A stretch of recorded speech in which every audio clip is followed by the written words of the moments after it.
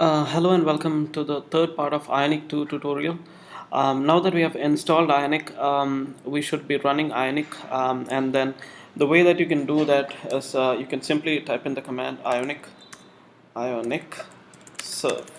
Now when you do this, what basically Ionic does is Ionic does compile the code that you've written inside app folder, and then inside theme there is some source files. It will also compile that, and then it will create a folder called build inside the folder called www. And we have some problem here. Okay.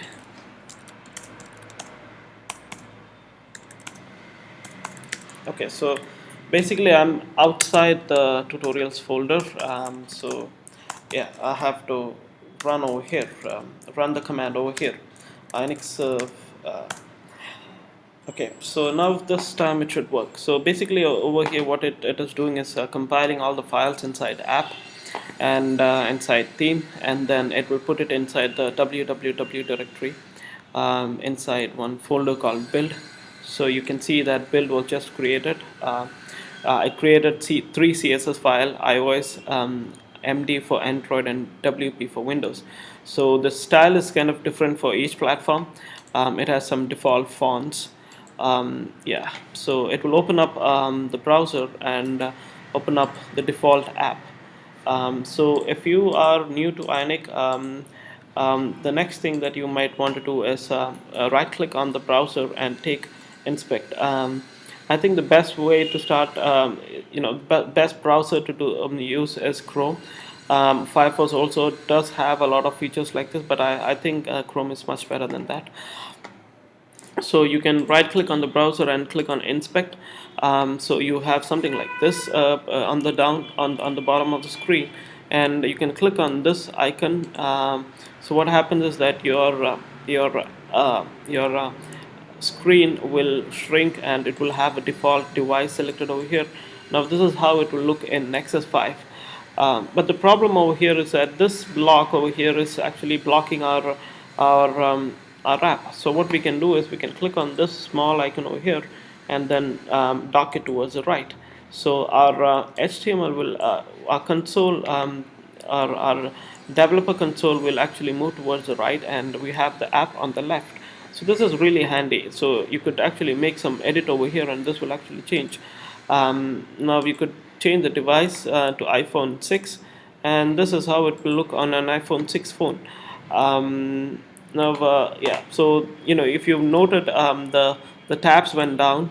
Yeah, so this is how it's going to look in iPhone 6. The way that it's going to look on Nokia Lumia is something like this. I'll just reload the page. Yeah, so on Nokia this is how it's going to look. That is on Windows phones, I guess. Yeah, so this is how you run an application on the browser. This is not the way you run it on a phone, but we will see that in a future video. Now there is one more cool thing that I wanted to show you. So you could do an ionic serve, and I could append --lab, and then what it's basically going to do is open three different apps, each for Windows, Android, and iOS. So this is kind of cool, because if you're trying to design an app, and sometimes what happens is that you will just design it for one platform, and then by the end of the day you realize that it doesn't really work for on other platforms. So if you are doing something like this, then ionic serve hyphen lab is really useful. So let it open the screen for us so that we can see that.